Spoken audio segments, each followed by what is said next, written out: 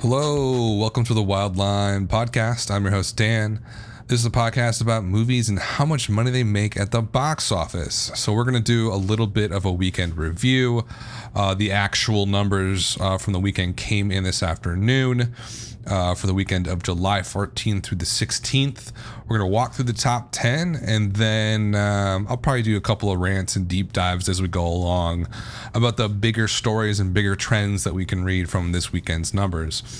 So to start out this weekend, the big opener, brand new movie, was War for Planet of the Apes.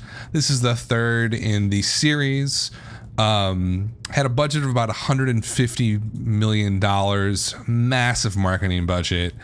Marketing budgets for a movie like this, just domestically for the United States and Canada alone, you're looking at probably about $70 million just to market it. So a lot of money in play here from Fox. It did okay. It came in at, obviously it won the weekend, but it came at $56.2 million on about 4,020 screens for a per theater average of just shy of $14,000. This kind of fell in line with tracking. Tracking was a little bit higher than this. I believe they were saying 65 about 3 weeks ago when the official tracking started. So this is under that. I predicted this. I said mid 50s. I think on the I was going to say on the Twitter, like I'm a 60-year-old man. I feel like a 60-year-old man. On Twitter, I said between 45 and 55, and this is a little bit higher than that. But in my mind, I was thinking mid 50s is where this thing's probably going to hit, and that's where it did hit. And you know, cinema score is an A minus, so the audience reaction was pretty decent. What's a little bit perplexing about this, and this is a bigger theme that's happening I've noticed recently, is the critics really liked this film. It has a 95% in Rotten Tomatoes from critics, which, you know, and Spider-Man Homecoming had a 92%. You're going to see a pattern here of what's happening. So a $56 million opening is not terrible, but it's certainly not great, and it's certainly not what you would call breaking out for a film like this. With that level of a budget and that massive marketing campaign that they did, this is an okay open. It's not a flop. It's not even necessarily an underperformance. It's kind of a mediocre performance. Like, you would want this to be in the 60s. Breakout would be 70s, 80s, and on up. And it didn't do that. Despite the fact that it appears to be an incredibly well done film. 95% Rotten Tomatoes, an average rating of 8.2. That's super high for Rotten Tomatoes. And an 88% from the audience score on Rotten Tomatoes, which is also high. Not in the 90s, but you know, what could you possibly ask for with a huge blockbuster like this? Metacritic had it at 82. That's nearly 10 points higher than Spider-Man Homecoming. So what you had here was a very well-reviewed movie. The audiences that went to go see it really liked it a lot, but it only did 56. So you have to wonder what happened. Why is that? Why didn't it open at a 65 or a 70? I think the answer was the marketing.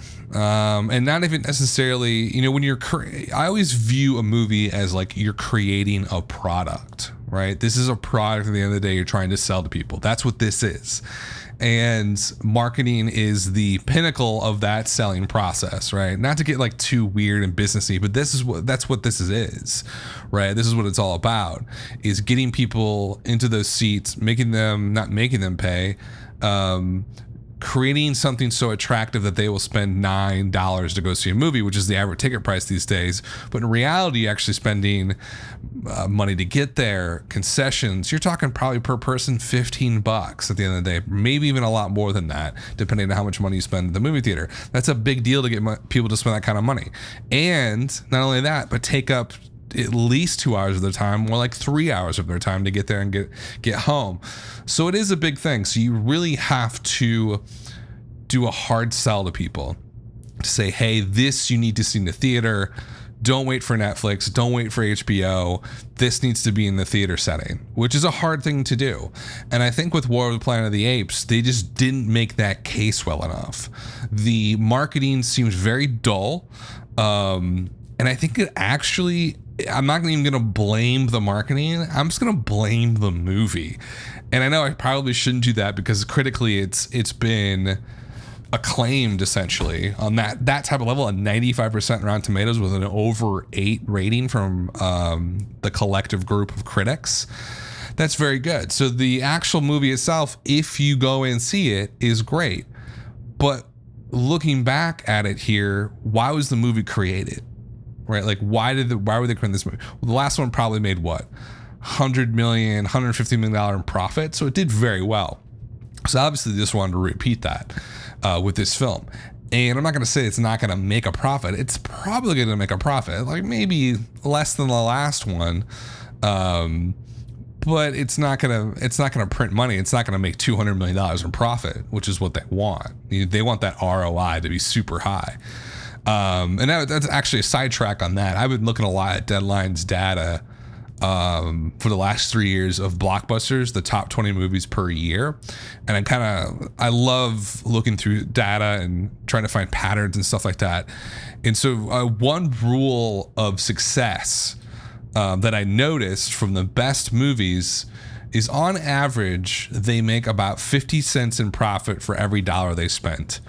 And that profit and revenue comes from the total release in all regions worldwide, theatrical, TV, digital streaming, and the costs associated with that are all within that big, huge bucket of the entire life cycle of the film. But at the end of the day, those successful movies and those 60 movies, the top 20 from each of the last 3 years, they all averaged about 50 cents in profit for every dollar that they spent. So I'm going to start using that a little bit more in terms of determining whether a movie is going to do well or not. And I can kind of give you like a rough idea of what that would look like with Dawn of Planet of the Apes. I'm sorry, not War for the Planet of the Apes. Jesus Christ. So, okay, let's look at it real quick. Do some back of the napkin math here. It's at $56 million. Let's say it does 3x because it's a high quality movie. So 3x 56, you're looking at about what, 160-ish, a little bit over that, 168. So you're at 168 domestic. This movie plays really big internationally. So that's only going to be about 30% of its total take. So if you do that math, you're looking at 560 total for worldwide gross for War of Planet of the Apes projected. Now it could do something way north of that, way south. I'm just sort of throwing out some numbers here so we get a good idea of how it's actually going to do relative to its costs, right? And so there's a couple rule of thumbs to talk about with total costs and total revenue. And this is all based on Deadline's data. Some of it seems a little suspect, but it's ballpark, and there's no better set of data that the public can get. Obviously, if you work for a movie company, you can get some different data, but I'm gonna be honest, I've worked in large companies before where they were selling products that just were hard to pinpoint exact costs. I bet you that like 90% of the company doesn't know how well these movies do. Like there's like a couple of nerds in the accounting department and financial analyst department that know, and the rest of them are probably just like clueless. So let's kind of do our own amateur version of that. So it does 560 million worldwide. Total costs on that, or actually total revenue for a blockbuster of this size, is about 85 to 87% of total worldwide box office gross. Let's just say 87. That's going to get us at about 490 million in total revenue. And when I say total revenue, I mean every version of the film in every region. Digital streaming, DVD, whatever else is out there, pay cable, all the revenue from that in every single region in the world. So you're looking at $490 million. Total costs in general, a lot of this is just general patterns you can look at from the Deadline data, is about 3x the production cost.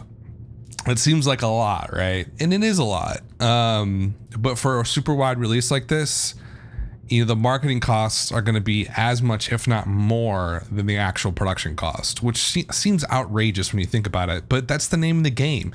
You have to market these films constantly. And War for the Planet of the Apes had a massive marketing campaign that must have cost $140-150 million easily. Maybe a little bit lower than that, because it's not like a $250 million film, but at least 140. So total costs are about 3x the production costs, and that's across the board when we're talking large blockbuster movies.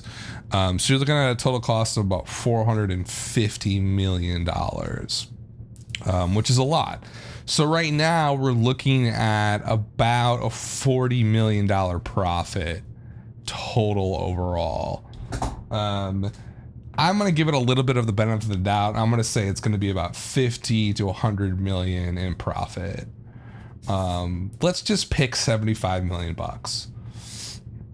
And that's I mean, let's just choose that for now. So if our total costs were 450, and we made $75 million in profit, how much money per dollar spent is profit? 17 cents in that case. So for every dollar they spent, they got 17 cents in profit. So that's on the lower end of things. So I can look at that. And again, this is all cocktail napkin math. Like, there's nothing set in stone with this. It's a lot of generalizations. But this would be a slight underperformance. You would want it to be well over 20 cents per dollar spent. You want to get up. If you want to be in the top 20 for the year, you're probably going to be at least in the 40 cents, 50 cents range. Something like Deadpool was at the dollar range. For every dollar they spent on creating the film and marketing it, they got $1 back in profit, pure profit, which is amazing. Secret Life of Pets, I think, was like over $1, like $1.18 or something like that. So if you're interested in that stuff, take a look at the Deadline data. I'm going to start using that a lot more as we go along here to talk about films and their financial performance. If anybody's in the industry that are listening to me is like, this guy's totally fucking full of shit, well, whatever. I don't fucking care. I don't really have insider data. I'm using the data that is publicly available to make some inferences from that. And look, it's probably not that far off. I can tell you right now, War for the Planet of the Apes at Fox, they're not sipping champagne about this movie. Right? If it made $200 million, well over $200 million domestically, yeah, they'd be pretty happy. They're not happy with this. So at the end of the day, it makes sense. Even if my math and my data is not perfect, at the end of the day, War for Planet of the Apes is just kind of a mediocre performance overall. And so but it still came in number 156. It wasn't a total flop. It didn't come in like the 40s or the 30s, which would be kind of a disaster for Fox. So it did an okay performance. We'll see how the legs do. If the legs hold out and it makes a lot of money internationally, that profit per dollar spent can go up. If it gets up into the 20s and the 30s, then you're looking okay. Then it could end up in the top 20 of the year, possibly. But that doesn't look like it's going to happen right now. It will depend a lot on the international grosses. Number 2 this weekend was Spider-Man Homecoming, $44 million. A pretty terrible 62% drop. Per theater was at about $10,200. Total gross so far is $207 million bucks. So this one's a big one, right? It's a big story. Spider-Man's coming to MCU. That's a big deal for everybody. It popped off last weekend and did fairly well. It was kind of an unknown quantity, right? Which sounds weird saying that because it's Spider-Man, right? This is the 6th Spider-Man film in 15 years. The 3rd, I guess, series, you could call it, because obviously it was rebooted once. Now it's been rebooted twice. So it's the third Spider-Man, I guess you could call it. Opened up at 117 last weekend during right after the July 4th holiday that week. That was an okay open. But within that weekend, I followed it very closely with all the nerds online. Massive drops on Saturday and Sunday. It was a little bit disconcerting. It just, something felt off about it. Their drops were too big. And during the week it did okay. But now it's dropped 62%. So what does that mean? right? It means a lot of things. One, it means that Spider-Man Homecoming, despite the fact that it's a reboot, is playing like a very down the line sequel. It's playing like a third or fourth or fifth film, like one of the fifth Harry Potter films, Twilight films. That over 60% drop in a second weekend, it looks like that. That's one theory, right? That like, look, people are kind of like tired of it. Like, 6th movie in 15 years. Like, people who wanted to see it went to go see it Thursday and Friday, and the rest of the audiences just didn't show up. That is an argument. I like that argument because that makes sense to me. The other argument that you can make is that people just aren't connecting with the film very well, and the word of mouth isn't great. That doesn't really sit well with me. 92% on Rotten Tomatoes, audience score of a 91%. Those are great ratings, and a cinema score of an A. So the people that want to go see it and the people who have seen it, not just opening weekend, if you look at that Rotten Tomato score of a 91%, what you're seeing is high quality film. Critics really liked it. Audiences really liked it. So it's not a situation where it was kind of like Suicide Squad or a Batman vs. Superman, who also, both those films had massive drops in their second weekend. Suicide Squad dropped 67% last year in its second weekend. Batman vs. Superman also last year dropped 69% in its second weekend. And I think those you could directly point to quality issues. Word of mouth on Batman vs. Superman was toxic. You could tell by the Sunday of opening weekend that people hated the movie. It was poor. Everybody knows that it was poor. It's objectively a bad film. Suicide Squad, maybe a little bit less of a toxic reaction, but the quality was not great on that film either. 67% drop. So Spider-Man is in the realm of that, but it's a little bit lower. And it doesn't make sense that it's bad word of mouth simply because there's nothing to prove that, right? Like, for all intents and purposes, this was a great film and a great comic book movie, and everybody seemed to like it. So what's going on then with the performance, right? Like, it was funny. Like, it came in at about a 60% drop on yesterday's estimates, and I think they were being a little bit too optimistic on that Sunday guess, and now it's down a little bit more to 62% drop.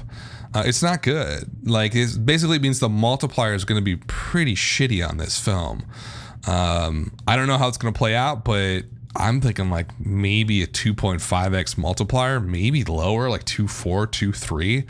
It's possible. I feel like the market was saturated for this product. I didn't understand why they were making another series of this.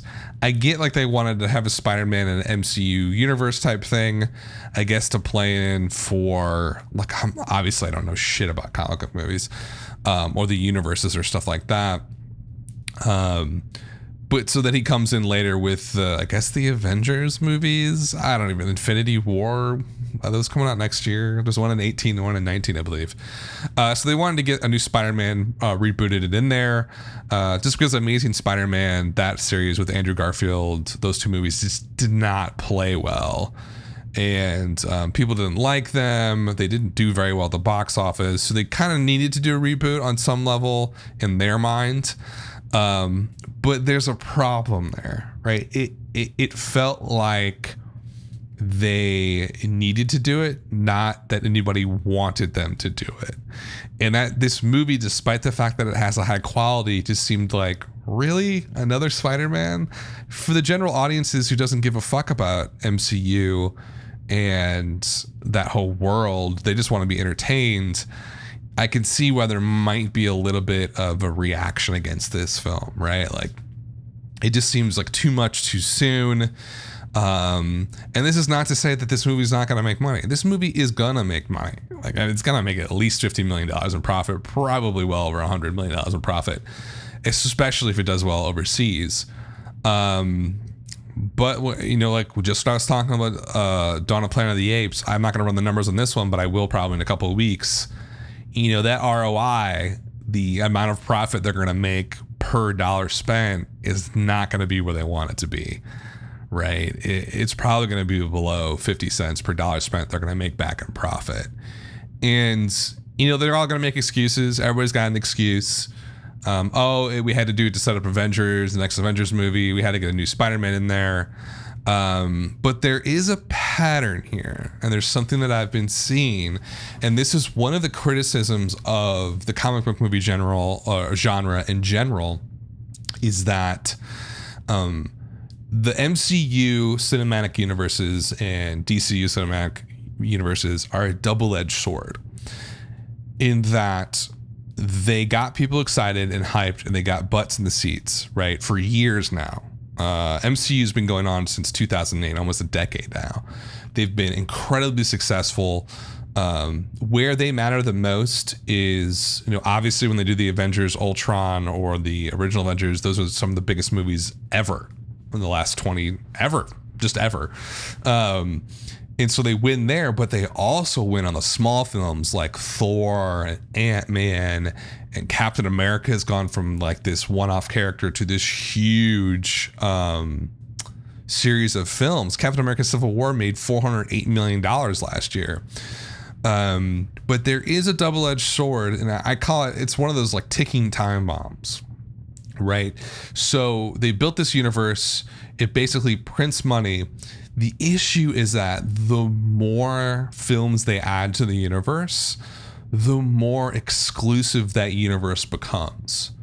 So in other words, the audiences get more and more hyped to some degree. That hype tends to temper down now that we're getting, into the whatever 10th, 12th film in the MCU series.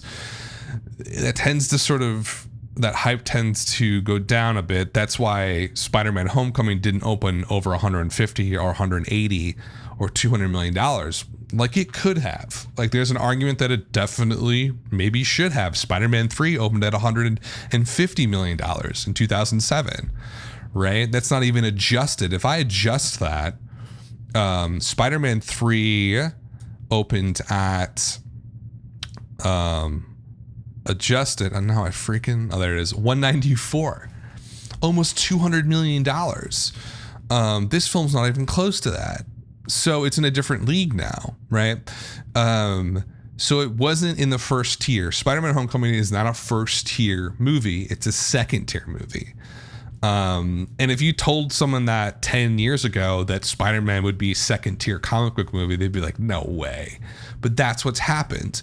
And I think it is a byproduct of the double-edged sword of the universe, which is as they add films and make it bigger, it becomes more exclusive because people feel left out if they haven't seen all of them, right? If you're somebody who has gone to all these movies and you know all the backstories, then you're going to be excited for Spider-Man Homecoming because you see it's intertextuality is the term we see in grad school. How the different texts play off of each other. It's really big when it comes to like genre work and especially parodies of genre work, where there's certain conventions in these films, certain plot lines that intertwine across movies in the universe. That's what makes it a universe. That's what gets people really engaged, right? But that group of people tends to get a little bit smaller and smaller the bigger the universe gets, just because it's harder to keep track with what's going on. And when the Spider-Man movie was coming out, it was sort of like, there's the reaction of it's the 6th movie in 15 years, so it's kind of boring. Like, okay, we've seen this and done this before. There's that issue. But then there's all the other MCU stuff is like, am I going to get all of these references to the other characters? Iron Man's in it. Why is he in it? It kind of gets convoluted. And so the reason I bring this up is that Spider-Man Homecoming should have done a lot better than this. People who are making the argument that this is fantastic or great, I think that's a false argument. Like, it's Spider-Man and it's MCU. This should at least opened at 150, 140. Anything below that is not fantastic. Now, is it a flop? Of course not. I mean, if this opened at like $50 million, it would be a flop. It's not a flop, but it's underperforming where it probably should be. And not even necessarily the expectations. I'm just talking generally within the business of movies. If you have a new Spider-Man movie created by the most successful studio of the last 20 years, you're going to think it's going to do pretty fucking well. And it's not. And not only not doing well, but its multiplier indicates that it's incredibly front-loaded, which Captain America Civil War was front-loaded. and other movies like Man of Steel, Batman vs. Superman. So there's a lot. These movies are something's happening where they're becoming more front loaded, and it's interesting that some of them aren't. And it's a perfect way to talk about Wonder Woman. All right, so Wonder Woman, DCU, introduction of a new character, has a multiplier. I don't even know. It's well over 3 right now. It has the best multiplier of a comic book movie, I think, in the last 15, 16 years. It will take over Guardians of the Galaxy 2 this week, and it's going to be the number 2 film of the year so far, behind Beauty and the Beast. So contrast that phenomenon. Movie opens at about $100 million. It's going to end up probably over $400 million. Spider-Man Homecoming opened up at 117, well past Wonder Woman, and it's going to struggle to get to $300 million. So there is a huge juxtaposition here between those two movies. And if you want to like get specific about what makes them different, obviously Wonder Woman was kind of a new character, introduction of a new character. Spider-Man is clearly not. But the Spider-Man film felt very, how do I put this? Very cookie cutter comic book movie. This movie, and I mentioned this on the podcast last week, this movie could have come out in 2007 and nobody would have batted an eye. It doesn't look that different, doesn't look that new, doesn't look that fresh. As opposed to Wonder Woman, felt kind of different. It felt kind of maybe a little bit more hip on some level. It just felt new and fresh, and this doesn't. And I think in the MCU universe and the nerds, doesn't matter to them. They're gonna go see it. But to the general audiences, it makes a huge difference, to the tune of over $100 million difference between Wonder Woman and Spider-Man. If you went into this summer and said that, people would laugh at you. There's no way Spider-Man's gonna lose to Wonder Woman by $100 million. So something is shifting in the genre. It's so funny that I talk about the comic book movie genre so much. I find it so fascinating from a business perspective. Obviously, taste-wise, it's not really up my alley anymore. But this is the big story. This is the big shift is happening within the genre that, ends up being billions of dollars shifting towards and away from comic book movies. Like, is the sequel to Spider-Man 2 going to do better than this? Are the Avengers movies going to be, $2 billion movies worldwide? I get the sense that things are shifting away from the tent poles of the comic book movie world, and they're going to go more towards the Deadpools, the Logans, the Wonder Womans, that are single character studies that don't necessarily feel like they're part of the factory, if that makes sense, the comic book movie factory that's been going on for the last 15, 20 years now, or 17 years to be exact. Because look at the failures. X-Men last year was a huge failure, massive flop, it felt like. Didn't feel like it was a big flop. And the other movies that have followed that cookie cutter model are underperforming a bit, and Spider-Man Homecoming is part of that. It's underperforming. So we'll see what happens with Spider-Man. We'll keep track of it and see how it does through the rest of the summer. But I think it's kind of, I don't want to say it's a canary in the coal mine, because it's not like comic book movies are going away. They're just changing a lot. And I think the genre is going to shift dramatically towards a new style. And we'll see how it does. We'll see. And then next year, and we've got Black Panther, we got the new Avengers. There's a ton of comic book movies coming out next year. And so we will see what happens. But I feel like things are shifting a lot. And it's really exciting to see, because the comic book movie genre has gone through so many different phases over the last 17 years. It is the most successful genre of film, maybe ever, in terms of like a period where it's so dominant. I can't think of another period, probably back to the Westerns or something like that, like post World War II Westerns. But I mean, it's unbelievable what's happening. But Spider-Man is sort of a pattern that I'm seeing. Super low multiplier, kind of underperforming. We'll see where it ends up, and we'll keep an eye on it and see how it plays out, how that's going to sort of illustrate where the genre is going to go. I always talk about Spider-Man for so long. It's unbelievable. Whatever. Moving on. Number 3 this weekend was Despicable Me 3, $19.3 million, 42% drop. Not too bad. Still on 4,155 screens, lost about 400 screens this week. Per theater average is at $4,700 per theater. On your third weekend, that's not bad. So this one recovered a bit, right? It started out pretty poorly. Certainly not in the flop territory. I don't think, did I call it a flop? I might have called it a flop. It's not a flop. I'm an idiot. It's at $188 million so far. If you can keep those low drops, this is where the children's films make all of their money. It's low drops past like the third weekend. And they just keep going and going and going, and that's what they make. They make all that money on those later weekends. Like The Boss Baby is still in 170 theaters. It's made $174 million so far. That blows my mind. How is that even possible? That movie should have made like $5. But Despicable Me 3 is sort of gliding down in its descent, like a lot of other children's films. And we'll see what it can do. It's not going to, match any of the other Minions Despicable Me movies, but maybe it'll do okay. And the thing about those movies is they cost they're only $80 million to make that movie compared to $175 for Spider-Man. So they're decently cheap for a blockbuster film. So Despicable Me sort of gliding down on its third weekend. Number 4 is Baby Driver, $8.7 million. Great 33% drop.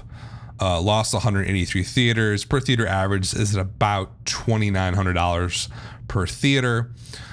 This is a bona fide hit.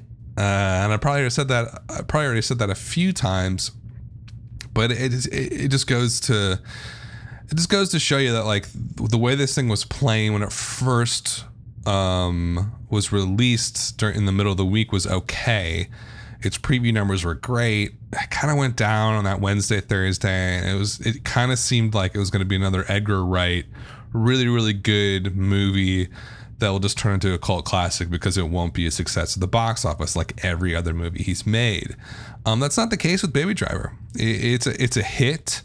I think they might get to $100 million. If they get close, they will do the old Passengers thing where they just push it up to $100 million randomly somehow through an accounting error.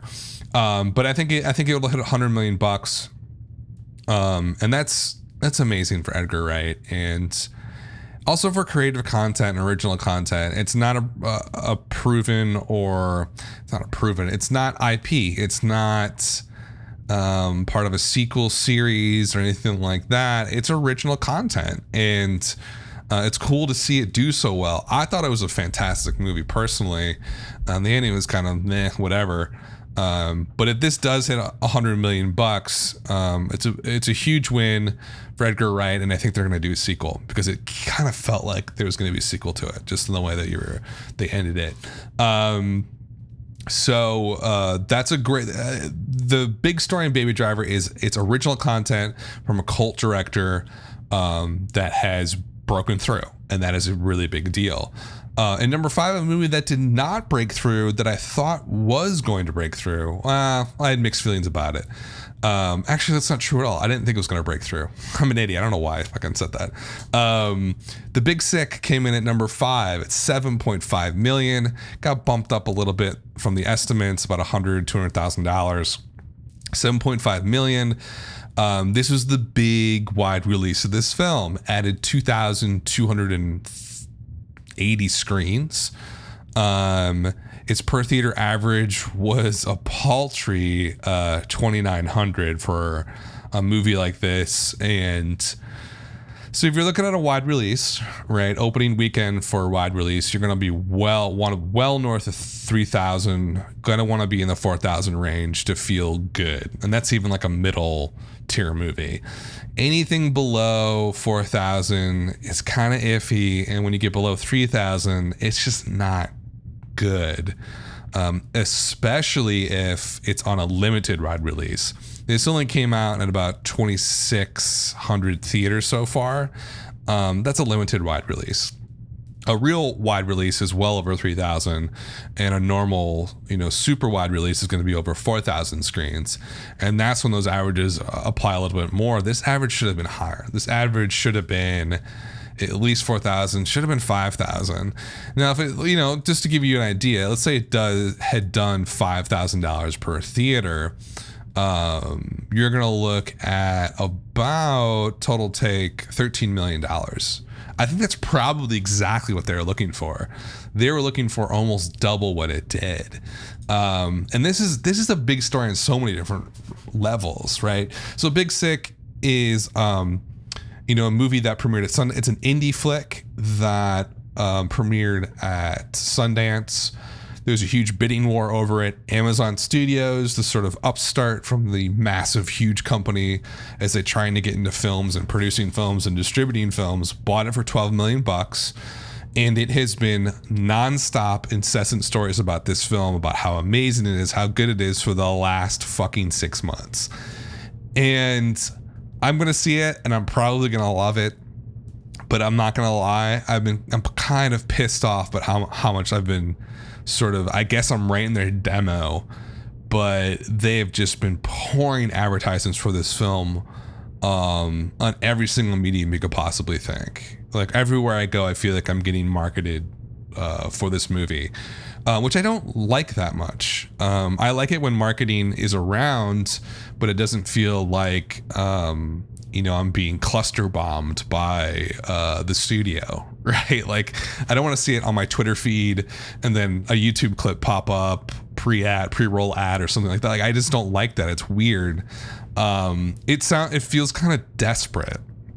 And man, this sucks because this movie is supposedly amazing. All my friends who have seen it, which is most of them, say they love it. It's one of their favorite movies of the year so far. So the quality on this film is super high.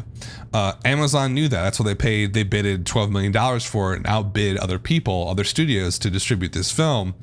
But it has not performed well on wide release. It performed great on super limited release. The first weekend, I think it opened on 5 theaters and had some outrageous per theater average, which I talked about in a couple of podcasts ago. So it started out really well.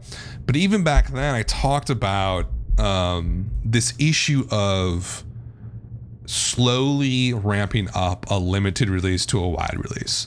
This has been an issue for forever in the industry, but over the last year, I've noticed it become a real problem.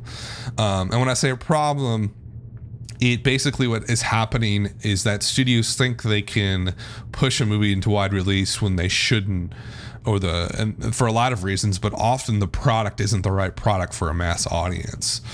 And The Big Sick is on the milder side of that. It's a rom-com, which have not been popular for years. It's sort of a dying genre, to be honest with you. And this seemed kind of arty. It seemed a little bit arty for a mass audience. When I saw the trailers and the previews, I was like, I would love to see this, but I'm an arty nerd who loves to live in big cities. Like, this movie is made for me, essentially. It's made for me to go see it with my friends on a Saturday night. Like, it's just, it was basically targeted at my demo. My demo is not very big in the United States, right? It's concentrated in New York and Los Angeles and all these big cities, but like, there's not a ton of us. We're not a group of people that can put a movie over $100 million. Like, it's just not going to happen. And so any art film, I'll probably go see it because I love anything that is creative and experimental and interesting with the format of film. I'm into it. But that's not most people. And it's certainly not why people go to the cinema. They just don't go for that. They go for escapism. They go to be entertained. And The Big Sick felt a little too indie for mass, right? And I said that multiple times, and I've been proven right by its poor performance on wide release. It's going nowhere, right? It'll end at, like, if it's lucky, maybe $40 million tops. Probably not. Probably in the mid 30s, low 30s. Word of mouth will be very good. It might have some small drops, but it's not making enough money per theater for them to hold a lot of screens for it. And they're not gonna, maybe they try to expand it more, but I doubt it. At $2,900 per theater, that's gonna be a hard sell for a theater owner when they can add another screen for, whatever else is coming out, like Dunkirk or something. So it's a poor performance. It's not really a flop. You can't call it a flop because it's an art film, right? It's already accomplished what it was set out to do. Open in the big cities, do really well, and just buy time until award season. And, I think Amazon probably threw a lot of money at this. Not even necessarily think it was going to do that well in wide release, but just to get the buzz and hype up there so that when Oscar season does come around in like 6-7 months, that people will think about The Big Sick and be like, oh yeah, that was probably the best written film of the year. And that way they can gain prestige. So Amazon might see it as kind of like a marketing write-off. But like I said, rom-com, I thought this was going to be the possibility of them coming back, that genre. Nope, failed. It's another limited release film that did really well in the big cities that failed on wide release. This is a super common pattern that we've seen over the last year. And I think, it speaks to a larger issue of where do films like this fit into wide releases? Where do they fit into the box office in general? Because 10 years ago, not that a film like this would have absolutely broken out and done really well. There was a market for these films, these sort of lower, I don't want to call them lower tier, but like sort of mid-market comedy dramas or dramas for adults, right? It's adult movies. And they used to do pretty well. It doesn't seem like there's a really big market for them anymore. And, I saw this when this movie got released at Sundance, and they had whenever the trailer dropped. To me, it felt like in this current day and age, there's no reason to push this film out into wide release. And I've been proven right by its poor performance, but even before it did well in New York and Los Angeles or wherever, it was just like, this feels like an Amazon Prime movie. This feels like a Netflix movie, not in terms of its quality, just in terms of its taste and its vibe and its tone. It feels like a movie that should be launched on streaming. And I honestly don't know enough about the financials to know if that makes sense or not. And Amazon is clearly going to put this on Prime at the first moment they can, which will probably be about 6 months from now, maybe 4 months from now. Or maybe even earlier. Maybe they just say, hey, it didn't do well in wide release. Let's get it out of the theaters and push it by early autumn onto Prime. That's what I would do. Because that way you keep the buzz going and it does hold over into the Oscar season. But the financial prospects for films like this just don't seem great anymore. And it doesn't feel like there's really an audience in theaters outside art theaters for a movie like The Big Sick. Or I'm thinking back to other big Sundance acquisitions. Birth of a Nation failed on wide release. Horrific wide release last year. That was supposed to be like the best movie ever. I saw it. It's okay. It's definitely worth seeing, but it's not like a masterpiece like they were saying. And then the year before, I think it was the year before, Dope and Me, Earl and the Dying Girl both failed pretty massively on theatrical release. Going from being a Sundance darling to sort of wide release failure. And Big Sick has followed that pattern. And that's 3 years in a row now. So it's beginning to seem like there's just not a market for these type of indie arty flicks for wide release in the box office. It's just not there. You'll have your breakout every once in a while, like Get Out, but it's a horror movie. Universal really put it out. It was from Blumhouse, but it had the backing of a major studio, and every once in a while you hit a home run, but for the most part these movies just aren't really doing it. I also Get Out also skewed a lot younger because it's a horror film. It wasn't really an adult film. It was kind of a really exciting horror film. One of the best movies I've saw this year, by the way. Oh yeah, of course you know that because I've talked about that movie 1,000 times on this podcast. So Big Sick fails on wide release. It will disappear very quickly from theaters. but a lot of implications to that failure that I've discussed. Number 6 was Wonder Woman, an amazing 30% drop. I don't know what this movie is going. I don't get it. It's just like it is. It's got to be one of the top stories of the year at the box office. I did not think it was going to do that well. I thought people were sick of comic book movies, and it felt like it just attacked on another movie. But other people thought it looked amazing and thought it was fresh and new. And what you're getting here is a lot of repeat viewings. People are going back to see this over and over again, especially women. This is what I've heard just anecdotally from people. So I think that's what's happening. It's almost like a Titanic phenomenon. I think my sister saw that like 10 times in the theater. She's crazy. And meanwhile, I saw Twister 3 times in the theater. Amazing movie. So it's at 380 so far. It's going to pass Guardians of the Galaxy 2 this week. It will win the summer. Wonder Woman is gonna win the summer officially, which is such a cool story that we've talked about a lot. But it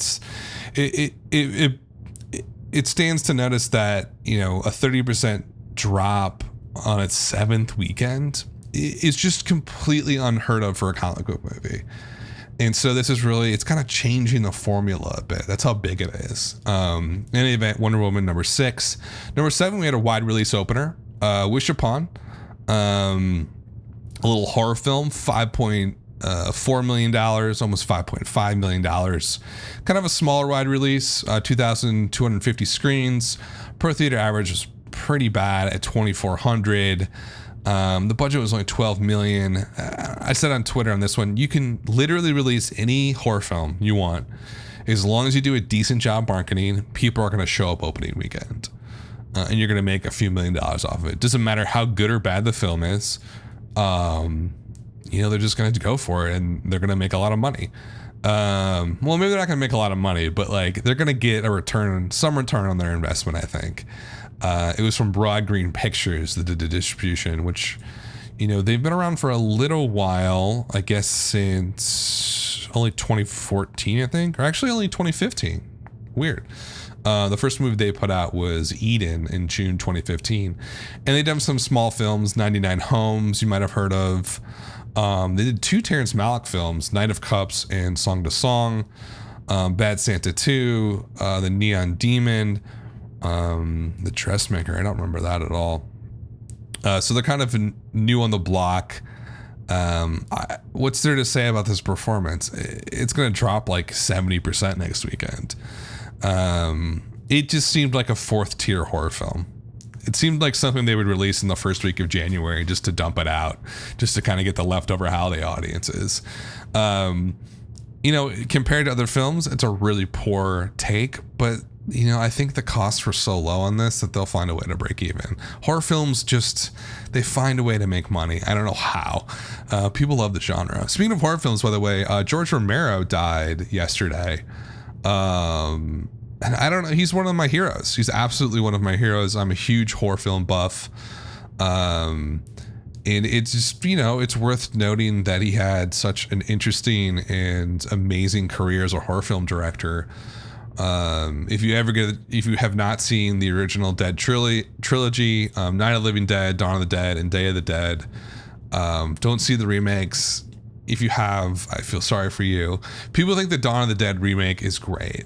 I've actually gotten into like flame wars online about this, and I'm gonna go on a little bit of tangent because I absolutely worship George Romero. Dawn of the Dead is probably in my top 5 films all time, and I am a picky, cynical jerk when it comes to film. I'm super judgmental. Not like, oh, like what I say matters a lot, but I really think that film is an artistic masterpiece. And like, there's people who are like, oh, actually, I liked the remake better by Zack Snyder. I was like, you're a fucking idiot. Like, don't get me wrong, Dawn of the Dead, the remake, is a fun movie. It's super fun and really exciting, but it is not even in the same league as Romero's. Like, Romero's was like a radical political polemic back in the late 70s. That's the problem when you're talking about film and art criticism. And I know I promised I wouldn't go on tangents about art criticism, but without context, it's hard to really understand and criticize a film or relate one film to another if you don't have the critical knowledge to do it. When someone says that the remake of Dawn of the Dead was better than the original, that's literally a nonsensical statement.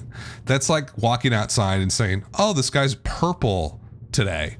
Like, that's a stupid thing to say, and unfortunately, a lot of people have really shitty opinions about a lot of things, but specifically about older films in general. They just don't get why they're important. And that's it. I could go on for years about that whole topic, but I'm not going to.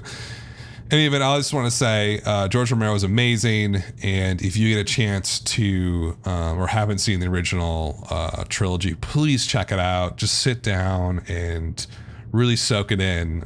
He really invented an entire subgenre in modern film, which almost no one else can say that they did. So he will be missed. He was an awesome guy. Back to the top 10. Casey Kasem. Number 8 was Cars 3, 3.1 million. Your typical children's film drop, 42%, pretty good. Lost about 650 theaters, which is, I guess it's sort of sunsetting out. You can tell why. Its per theater average is about $1,500. Only at 139 so far. Definitely an underperformance for Cars 3. There will not be a Cars 4. Speaking of not going to be another movie in the series, Transformers The Last Night, 2.8 million, 55% drop. Oh, that's terrible. And its fourth weekend, lost 900 theaters. This one's going away fast. $1,200 per theater average. Only at 124. This movie should have opened at 124. I mean, if you're putting over $200 million in a production budget, and you're going to spend at least 150, 170 on marketing, this thing's got to open well over $100 million. I don't know what the hell they were thinking with this one. Maybe it was the King Arthur thing. I don't know. People are just so sick of Transformers. The series has been around for 10 years. It feels like it's been around for 30 years. It's just so over. And it's not going to make up enough money internationally for them to do another one. This series is over. Speaking of over, top 10, number 10 was The House. $1.7 million, 64% drop. Yowzers. And it's only its third weekend. How is it only its third weekend? When did this movie open? It felt like it opened like 2 months ago for some reason. Just a terrible performance. Lost 1,500 screens in its third weekend. Its per theater average is almost in like the abyss of being under $1,000. You never want to be there. If you're in the top 10, you're under $1,000, that's problems. Or if you're under $1,000 per theater in your first 3 weekends, you have major issues. Total disaster for The House. Only made $23 million so far. That's a disgrace. When 47 Meters Down, straight to VOD film, is made over $41 million this summer, and you can't even get to 25, like, that's just awful. Speaking of 47 Meters Down, it's at number 11. Took in another $1.1 million. 58% drop. Shark Week's coming up, so they gotta maybe keep it in during Shark Week, make a couple more $1 million. Who knows? Huge story that it's done so well. I don't get the distribution model on it. Maybe this is a new way forward. Like, maybe films are just going to get produced and they're going to try and go straight to VOD, but if they're good enough, they're going to get put on theatrical release. Kind of a weird way of doing it, but whatever works. I'm going to keep going because I feel like it. The Beguiled was number 12, just under $1 million, 55% drop. Another failed wide release, like we were talking about with The Big Sick. This one might be even a little worse. Only got to about 900 screens, I think. Its per theater average is at $1,200 per theater. Total take so far is 9.3, almost $9.4 million. And it's in its fourth weekend. Really strange release pattern. They opened it super limited in New York, Los Angeles, I think the first weekend. And then they really ramped up a wide release quickly. It just didn't connect with people. It had a really good per theater average, I think, last weekend, or maybe the weekend before. Like it was over 4,000 in a sizable amount of screens. But it just fell flat. You know, in the same way, and it's a kind of a worse example or a bigger example of the sort of art house limited to wide release failure than The Big Sick, but it's the same concept. There's limited audiences for films like this. This is Sofia Coppola, super arty Civil War movie. If you saw the trailer, you'd be like, what the hell was that? It's for, you know, kind of like super nerdy, kind of art film people. I kind of want to say snobs. Yeah, it's for snobs, right? I would go see it. I'm a total snob. I would absolutely go see The Big Isle, just because I love her films. Although she did Somewhere, which was one of the worst movies I've ever seen in my life. But she also did Lost in Translation, which is really good. A lot of people think it's a masterpiece. I don't. I think Virgin Suicides is a masterpiece, and that was her first film. So I would go see it, but beyond a small group of people in this country, no one else is going to see this, which is why it's flopping on wide release. Guardians of the Galaxy is about to lose its crown for the summer, but it's still in theaters. Maybe you can find a way to hold on. Doesn't look like it will. I think that's mostly it of the stuff that I wanted to talk about. Beatrice at Dinner, another one I was totally confused about earlier this summer, has fallen off the face of the earth. It's down to 200 theaters. Its per theater average is almost in the abyss, below 1,000. It made $6.4 million. I actually think that's okay for this type of film. I have no idea why they tried to release it wide. It doesn't make any sense to me. There's zero audience for that film. I am an art film snob, and I didn't even want to see it. It looked so boring and snobbish to the point where I was like so turned off. I can't imagine what most Americans thought about that film and why they would go see it. I think that's mostly it. Oh, the Ghost Story opens, or it's on second weekend. 20 theaters, added 16 theaters. What are they going to do with this film? Like, it's 100. I wouldn't do this. Per theater was 6,000. That's actually really bad. If you're only on 20 theaters and you do 6,000 per theater, you are screwed. This movie's not going to go anywhere. Although I think Oscar-wise, Rooney Mara might get a nod. Maybe original screenplay or something like that. A fascinating film that I could talk about creatively, but business-wise, it's not going to do anything. I think that's mostly it. Not too much else that has come out. It's kind of the overall view of this weekend is this. War for Planet of the Apes did okay, kind of a mediocre performance. Doesn't look like they're going to make another one, which is kind of the theme of this summer. Like series that kind of went on maybe a little bit too long, and then kind of like the last one kind of fell down a bit. Spider-Man Homecoming with a pretty shitty drop, indicative of a very sort of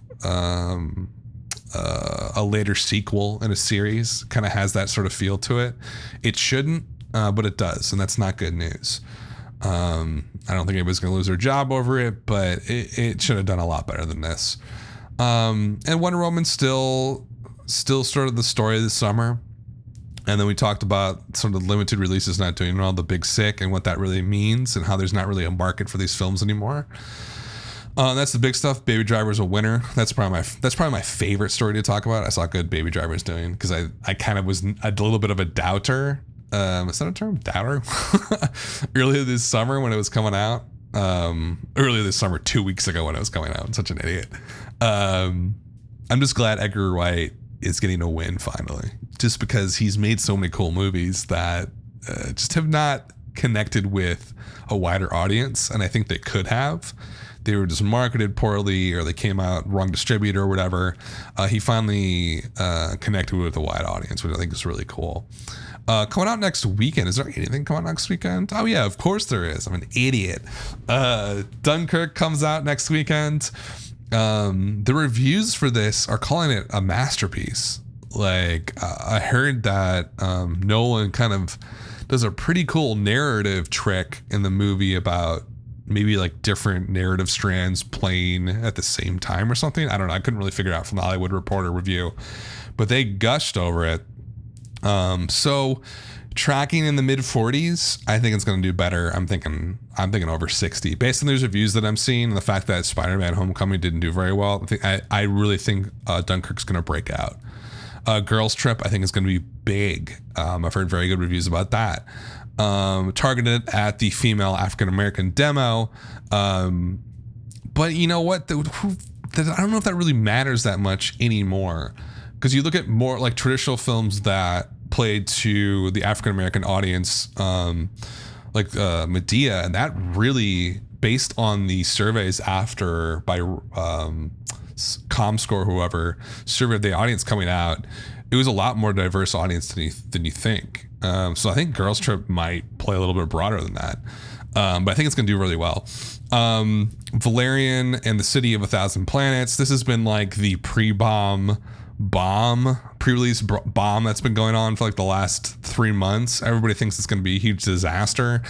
It's opening super wide. It costs a lot of money. $180 million production budget. Who knows what this is going to do? Like, do I think this thing's really going to break out? No. But it's priced super low on Hollywood Stock Exchange. That's all I know. They're thinking it's going to open at like $25 million, maybe, if that, not even, maybe 20.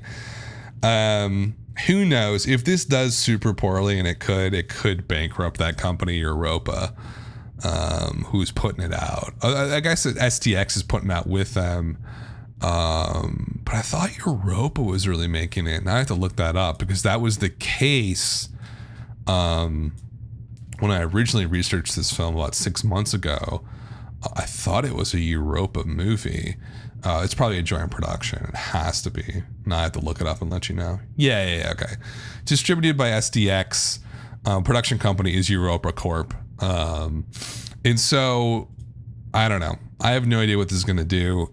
My gut says it's going to flop massively. Maybe do 20 million, maybe 25. But there is a little hesitation for me. There is a possibility that this thing just like, I don't know, people are really in the mood for something crazy and weird, and it breaks out. So that's what's coming out next week or this weekend. 3 big films. After that, we have Atomic Blonde, the Emoji Movie on the 28th, and now we're getting to the doldrums. This is probably, I'm trying to think what else is coming out. Dark Tower in early August. Detroit, which I think has a chance to really break out. Looks really good. Kidnap, I don't even know what that is. Once we get to August 18th, Hitman's Bodyguard and Lucky Logan, that's when summer's over. Summer's officially over then.